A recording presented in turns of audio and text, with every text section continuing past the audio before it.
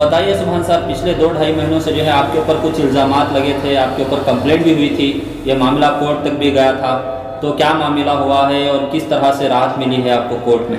کیا آپ کے اپنے ہی تھے جو اس سازش رچنے والے باہر کے تھے یا اندر کے تھے؟ سر، اتنی بڑی سازش آپ کے خلاف رچی گئی، کیا آپ کو اس کا پہلے سے اندیشہ تھا کہ ایسی سازش چل رہی ہے آپ کے خلاف؟ فبروری میں جو ہے آپ کو سیکریٹری پوسٹ سے نکالا گیا ہے، دوسرے سیکریٹری کو منتخب، یہ کیا انلیگل ہے سر؟ یہ انلیگل تھا. تو آپ کل میٹنگ اٹینڈ کرنے والے ہیں؟ انشاءاللہ.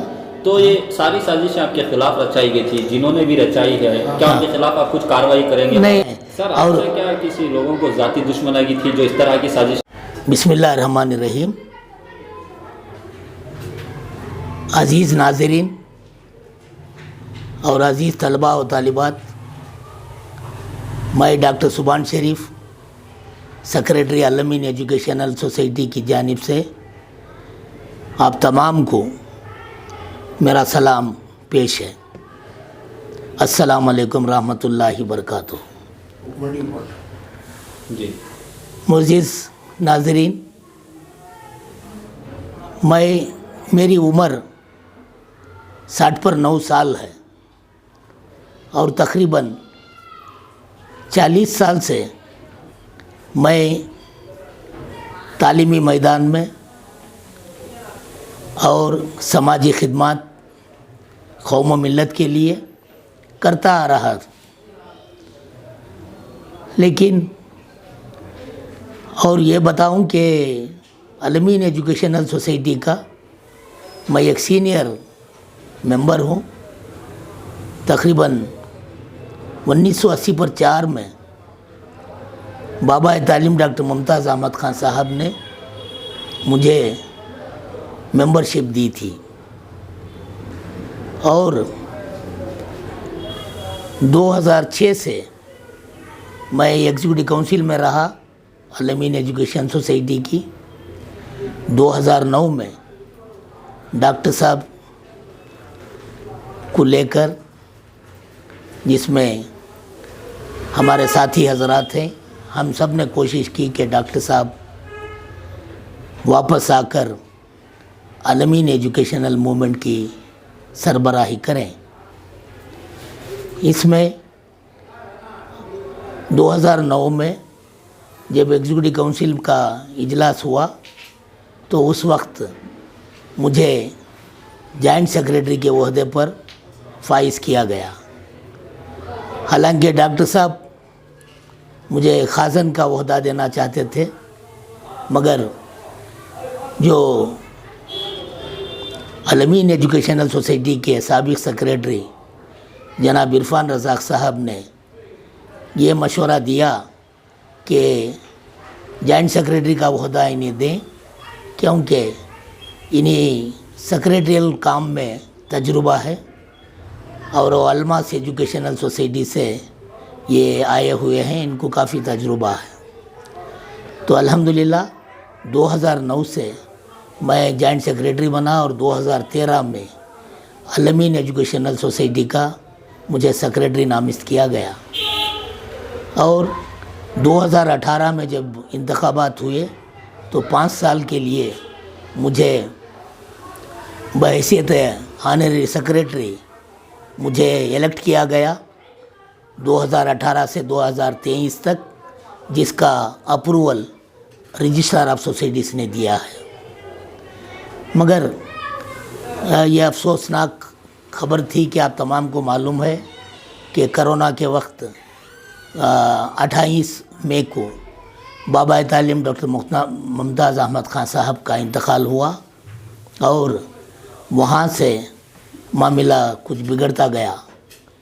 اور بابا تعلیم ڈاکٹر ممتاز احمد خان صاحب نے یہ وصیت کی تھی کہ میں الامین ایجوکیشنل سوسائٹی میں کہ ڈاکٹر صاحب کی حیات کے بعد جناب حافظ امجد حسین کرناٹکی کو اس ادارے کا چیئرمین بنایا جائے، اور اس کا ریزولوشن بھی ہوا تھا. لیکن ڈاکٹر صاحب کی انتقال کے بعد ان کے فرزند نے یہ اصرار کیا کہ وہ انٹرسٹڈ ہیں کہ انہیں وہ عہدہ یہ دیا جائے. کافی اصرار کرتے رہے اور لوگوں سے کی رائے بھی یہ رہی کہ بہت سارے لوگ چاہتے تھے کہ انہیں یہ عہدہ دیا جائے، اور اس وقت حافظ کرناٹکی صاحب نے بھی اپنی معذرت چاہی کہ انہیں اس وقت کافی بزی شیڈول ہے ان کا، تو انہوں نے بھی معذرت چاہی تھی۔ تو اس لحاظ سے جب میرے سے انہوں نے اصرار کیا تو میں نے الحمدللہ اس پر یہ وصیت کو یہ کرتے ہوئے الحمدللہ ان کو میں نے چیئرمین کے لیے نامزد فرمایا، جسے عالمین ایجوکیشنل سوسائٹی کی ایگزیکٹو کونسل نے ٹریجرر یہ سب مل کر چیک بنتی ہے، اور یہ حسابات جو پیش ہوتے ہیں اس میں سب کا سگنیچر ہوتا ہے، اپ ٹو ڈیٹ یہ ہوا ہے۔ اب اس کے بعد کیا سازش ہوئی کہ ڈاکٹر صاحب کے دور کا وہ بھی حساب اٹھایا جائے، اس کے بارے میں بھی حساب اٹھا کے شوکاز نوٹس دی گئی۔ حالانکہ شوکاز نوٹس لینے میں گھر پر بھی موجود نہیں تھا، بعد میں مجھے ملی تو اس کا جواب بھی دیا گیا۔ تو الحمدللہ یہ ایک سوچی سمجھی سازش تھی۔ میں یہ نہیں کہتا کہ ہمارے ڈاکٹر صاحب جو بتائے تھے کہ ایک اچھی ٹیم میں نے بنائی ہے، یہ اس میں ہو سکتا ہے کس کی نظر پڑ گئی۔ سر اتنی بڑی سازش آپ کے خلاف رچی گئی، کیا آپ کو اس کا پہلے سے ہی اندیشہ تھا کہ ایسی سازش چل رہی ہے آپ کے خلاف؟ نہیں، مجھے تو بالکل اس کا اندیشہ نہیں تھا۔ میں میرے کام میں لگا ہوا تھا۔ میں آپ کو بتاؤں کہ یہ جو میں چشمہ ڈالا ہوں، میری لیفٹ آئی بائیں آنکھ کا آپریشن ہوا ہے، اور مجھے کم دکھتا تھا پہلے، اور میرے کام کی اسپیڈ اتنی تھی کہ اس پر میں توجہ ہی نہیں دیا۔ اب یہ 2 مہینوں میں جب ادھر ادھر بھاگتا رہا تو دیکھا تو آنکھ کی روشنی چلی گئی ہے۔ اب حال ہی میں اس کا آپریشن کیا تو ڈاکٹر بولے کہ فوری آپریشن کرنا ہے ورنہ آپ کی آنکھ بند ہو جائے گی۔ کیا آپ کے اپنے ہی تھے جو اس سازش میں؟ نہیں، یہ سب ہمارے ساتھی حضرات ہیں۔ میں یہی بتا رہا ہوں کہ کہاں سے نظر اللہ، یہ سب ہمارے دوست احباب، یہ جو سب جو ہیں یہ سازش کا شکار ہو گئے۔ یہ میں سمجھتا ہوں کہ یہ ایک اللہ نظر لگ گئی اور ہمارے میں آپس میں یہ اتحاد ٹوٹ گیا۔ سازش رچنے والے باہر کے تھے یا اندر کے تھے؟ اندر کے ہی لوگ، باہر کے نہیں ہیں، تو اندر کے لوگ ہی تھے۔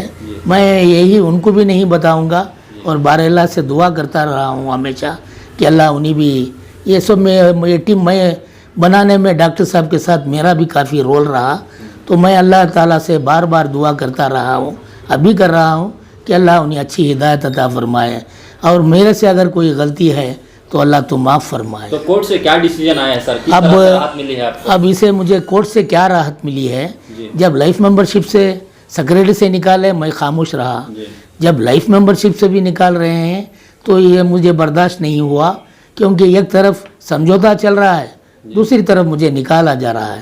تو میں نے سوچا کہ نہیں، یہ جو اب جو یہ ظلم وہ میرے پر ہو رہا ہے اس کا مقابلہ کیا جائے۔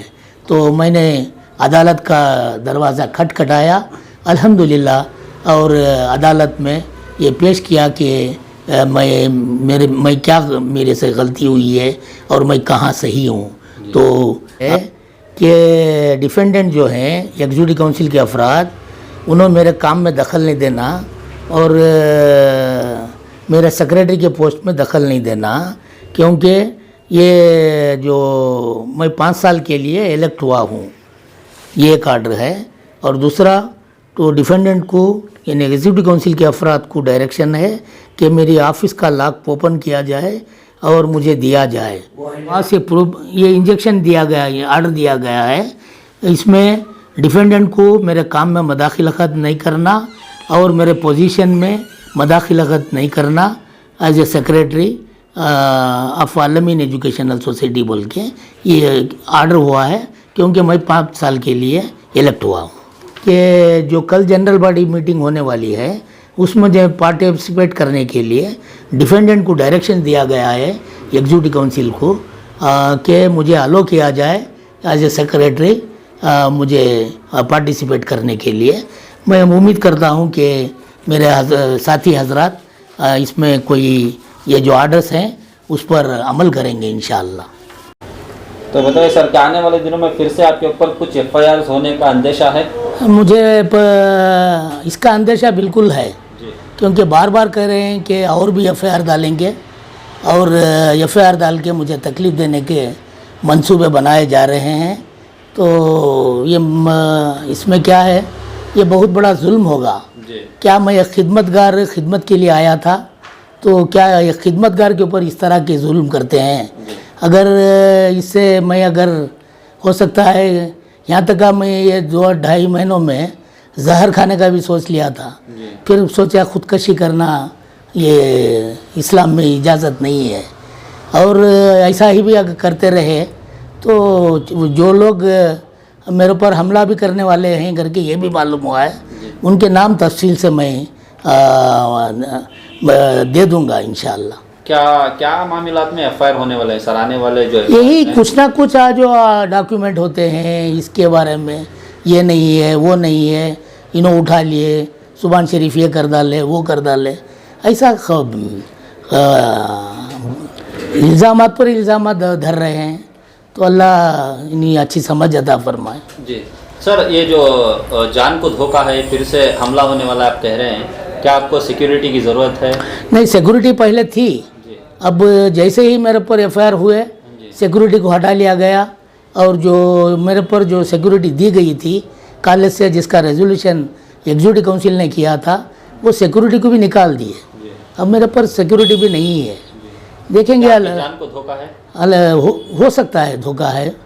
وہ چاہتے ہیں کہ سیکریٹری میں کسی حال میں علمین کا عہدہ نہ سنبھالوں، اللہ ہے، دیکھیں گے کیا ہوتا ہے انشاءاللہ۔ ایون میرے بچوں کے اوپر بھی ہو سکتا ہے حملہ ہو، اور یہ حملہ جو کریں گے اگر کچھ نہ کچھ اگر ہوگا تو میں باقاعدہ تفصیل سے ان کے نام درج کروا دوں گا انشاءاللہ، میرے خاندان میں بھی درج کرواؤں گا انشاءاللہ۔